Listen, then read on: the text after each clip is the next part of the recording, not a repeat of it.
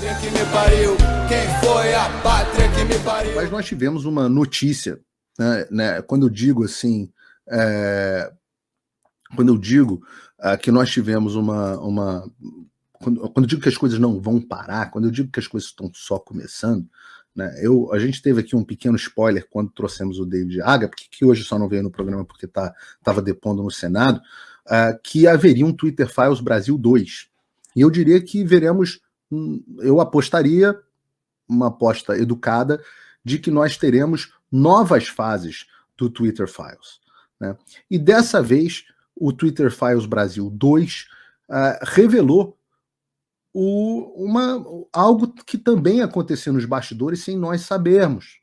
Nós imaginávamos que os influenciadores tinham uma certa condição, e que eu era um influenciador, uma certa condição de igualdade, que eu estava de um lado, o Nilip Feto tem mais seguidores do que eu, obviamente, é um cara mais influente aí, principalmente entre as pessoas os adolescentes e tal, as pessoas com uma idade cronológica e mental bastante, ainda aí abaixo dos 20 e poucos anos, é normal, né? Para você poder entender o que eu falo, você tem que ter atingido um certo grau de maturidade. No caso do Nilip Feto, não. A gente vai ver um vídeo aqui dele daqui a pouco que vai mostrar isso. Mas nós vimos que havia uma curiosidade muito grande na transformação do Felipe Neto, porque ele mudou muito, né? Nós vimos uma mudança muito grande. Por exemplo, lembrem desse vídeo aqui dele. Postam mensagens de que é uma invenção da mídia. A crise não existe. Isso é tudo mídia golpista. Vai se fuder! Burro! Você é burro! Ou é discurso de ódio. Detectei discurso de ódio. É burro ou é corrupto? Tá recebendo dinheiro pra fazer isso? Uma pista aí. Dilma Bolada! Vocês são um atraso pro Brasil, um atraso para todas as investigações, para todas as pessoas presas. Não há vergonha em mudar de ideia. Você votou no PT, você votou na porra da Dilma, você vestiu o 13, botou camiseta, botou adesivo no carro. Não há vergonha em mudar de ideia agora. Pode assumir a merda que você fez. E se mesmo assim você achar que tá certo, que o PT é a solução desse país, que eles não são corruptos, isso tudo é parte de um golpe, eu espero que você vá pra puta que te pariu, porque eu não tenho mais paciência pra essa merda não, tô ficando velho. Vai pro caralho! Nossa, ele tá ficando velho, ele perdeu a paciência. Ele não tinha mais paciência para quem votava no PT. E aí, subitamente, depois, eu não sei exatamente o que aconteceu, né? Que alguma coisa mudou com esse menino. Esse menino raivoso, esse menino nas redes sociais e tudo mais, alguma coisa mudou nele. E nós começamos a perceber que talvez a coisa fosse diferente. Vamos para os Twitter Files. Ontem o Eli Vieira, o David Agape e o Michael Schellenberger publicaram uma nova fase dos Twitter Files. E o que diz essa nova fase? Vocês podem encontrar no próprio Twitter do Eli Vieira e na Gazeta do Povo, né? Ela fala, eles são inclusive parentes, né? Felipe Neto Rodrigues Vieira é um nome muito importante no espaço público brasileiro desde que acendeu o YouTube na década de 2010, criticando o gosto musical de adolescentes e usando palavras muito duras contra o Luiz Inácio Lula da Silva e o Partido dos Trabalhadores. Em uma guinada ideológica, que nós não sabemos o que aconteceu, ele tornou-se cabo eleitoral do Lula na corrida de 2022, que levou o petista ao terceiro mandato como presidente. E eu acho que o Felipe Neto pode ter tido um impacto real nessa eleição. Ora, a gente está falando de uma eleição que foi 51-49. Essa é uma eleição que qualquer coisinha pode ter tido um impacto real. E aí, esse realinhamento culminou no convite do governo Lula para que o Felipe Neto integrasse um grupo de trabalho do Ministério dos Direitos Humanos e Cidadania em fevereiro de 2023, dedicado ao combate ao discurso do ódio e ao extremismo, abre aspas, abre e fecha aspas, com foco especial na regulação de redes sociais. Poxa, aquele cara que chamava os outros de burro, que mandava se esconder, não sei o quê, se explodir, esse rapaz foi chamado para proteger contra discurso de ódio e extremismo? Peraí. o quão odioso e extremista... Você é burro! Ou é burro ou é corrupto! Tá recebendo dinheiro pra fazer isso? De uma bolada? Burro! Vai se fuder! Vai se fuder! Burro! Você é burro! Eu não sei vocês, mas talvez isso caracterize discurso de ódio, extremismo, quem sabe? Então, só que foi além. Ele fundou um instituto, uma ONG,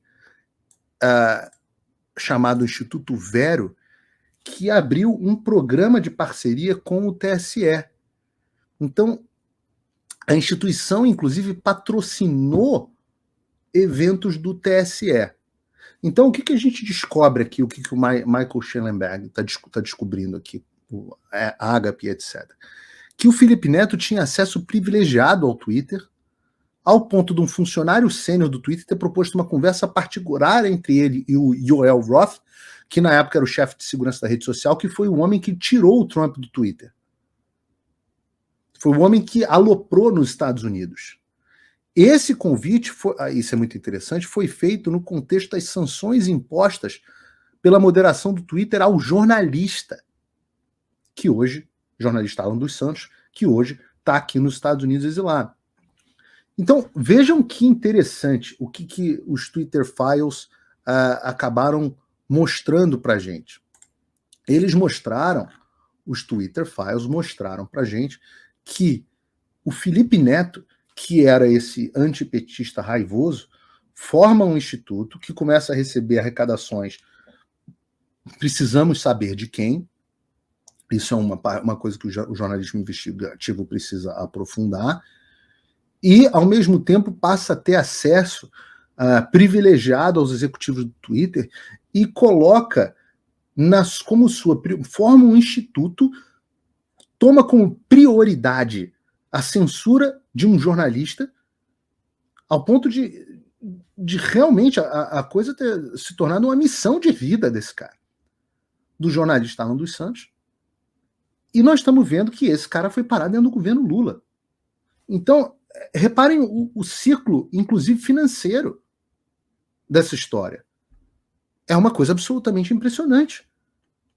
Você tem um instituto, esse instituto financia o TSE, e a pessoa que é dona e fundadora desse instituto tem conexão com o Twitter. E aí o TSE manda o Twitter fazer as coisas. Então, reparem esse ciclo maldoso, como é muito difícil combater esse tipo de coisa, e tudo isso acontecendo no manto da invisibilidade, como se nada tivesse ocorrendo, sem ninguém saber, às escuras. E, obviamente, o Felipe Neto respondeu. E ele, no X, no próprio Twitter, o que não deixa de ser deliciosamente irônico, que ele utilize o X para fazer isso, e ele publica aqui, urgente, leia tudo. Eu vou ler quase tudo, Felipe. Ele falou assim, Kiko Foguetinho continua direcionando os fãs a me atacarem. Eu não sei quem é Kiko Foguetinho, porque eu não acompanho o Felipe Neto. Eu não tenho a blindagem de Alexandre de Moraes. Imagina, querido, você patrocina o Alexandre de Moraes. Como você não tem a blindagem do Alexandre de Moraes? Você é patrocinador do Alexandre de Moraes, dos eventos do Alexandre de Moraes. Você, o seu Instituto Vero, é patrocinador. Dependo de vocês da imprensa para divulgarem a verdade. Rapaz, se eu dependesse da imprensa, eu estava ferrado. Eu já vi que você vai estar no UOL amanhã. Sabe qual foi a última vez que o UOL me convidou? Nunca. O objetivo deles é proteger o Alan dos Santos, um criminoso foragido na justiça que espalhou mentiras nojentas sobre a vacina e a pandemia. E aí ele fala aqui algumas coisas da pandemia do Alan, que eu não vou falar por causa do algoritmo do YouTube. E ele falou, usou a própria filha para mentir sobre a vacina. Aí, olha que bizarro. A tese do Alan, né, a tese dele mesmo, que ele tem os motivos dele para acreditar nisso, mas olha onde o cara vai na filha. Na filha excepcional, na filha especial. E o Alan diz que vários médicos comprovaram que a imunidade da filha foi destruída pela quantidade de vacina que ela tomou, isso danificou o cérebro dela com a meningite e encefalite. a quantidade de hidróxido de alumínio quebrou as barreiras que impediu o vírus de subir para o cérebro. Isso o Alan diz que tem essas informações. E ele é um pai aqui falando da sua filha. Aí ele entra aqui falando em coisas da... O Alan nunca disse que foi a vacina a vacina lá do vírus chinês. O Alan diz que foram outras vacinas. E aí ele parte para esse ataque aqui. Esse é o homem protegido pelo Elon Musk. Então ele diz que era um sujeito, está sendo injustamente acusado. Mas, como lembrou muito bem o Mário Frias, o grande Mário Frias, um abraço para ele aqui, ele achou um tweet antigo, alguém mandou para ele, ou achou aqui, um Felipe antigo do Felipe Neto dizendo: por favor, denunciem a conta baixa, alguém está se passando por mim aplicando golpe nas pessoas. Também acontece muito comigo, tá, Felipe? O problema é que, como você pediu a censura da minha conta, eu sequer consigo pedir para as pessoas para avisarem que as contas que fazem falsas são... Tem uns malucos que ficam pedindo dinheiro de Bitcoin, investimento, grupo de Telegram. Como todas as minhas redes sociais são bloqueadas, eu não consigo sequer me proteger. E tá aqui, ó. Só que a sua queixa é a seguinte: como o Elon Musk demitiu quase todos os funcionários do Twitter Brasil, todos os meus contatos dentro do Twitter foram embora. Ou seja, você admite a sua relação por trás dos panos com o Twitter. E essa relação é uma relação absolutamente perversa. Perversa.